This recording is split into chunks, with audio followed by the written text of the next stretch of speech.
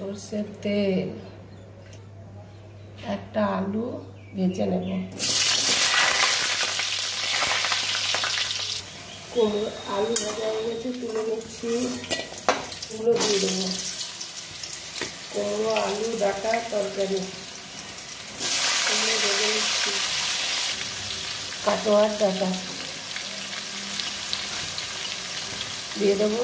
কিছু কাঁচা লঙ্কা, পরিমাণ মতো হলুদ, চামচটা হাফ চামচ। হয়ে গেছে, তুলে নেব।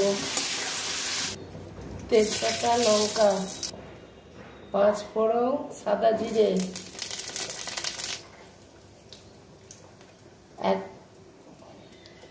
এক চামচ আদা বাটা,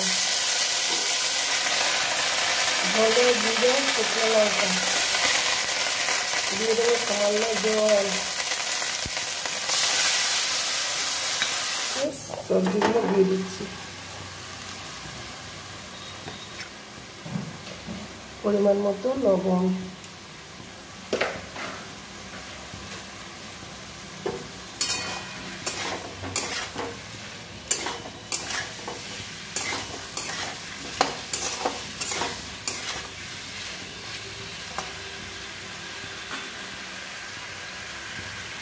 জল দিয়ে দিলাম।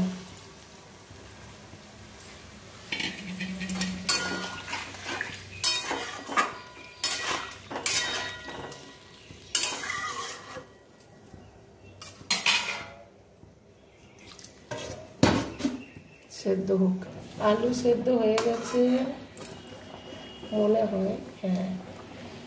আর কুমড়ো সেদ্ধ, একটু জলটা মুড়বে। দেখি লবণটা হলো নাকি। লবণ হয়েছে, একটু চিনি দিতে হবে।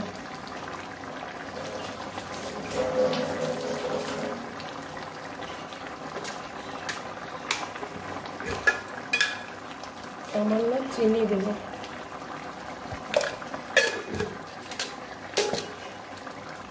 এবার আমি নামিয়ে নেব।